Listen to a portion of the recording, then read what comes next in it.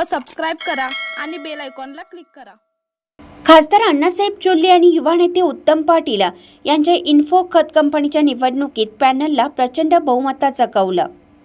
सदलगा शहरातील सदलगा पश्चिम भाग VPGKS संस्थेचे अध्यक्ष श्री अरुणकुमार देसाई यांना प्रतिनिधित्व।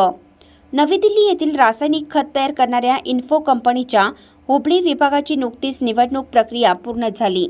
या हुबळी विभागाच्या प्रतिनिधी निवडणुकीत चिकोडीचे विद्यमान खासदार सन्माननीय अण्णासाहेब चोल्ले आणि युवा नेते उत्तम अण्णा पाटील यांच्या नेतृत्वाखाली पॅनलने 18 पैकी 16 जागा जिंकून प्रचंड बहुमताने विजय संपादन केला।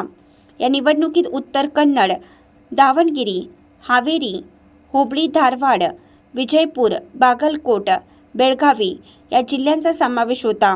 या सर्व जिल्ह्यातील एकूण 64 मतदारांनी आपला मतदानाचा हक्क बजावला आणि चोल्ले पाटील पॅनलला 18 पैकी 16 जागांवर विजय मिळवला।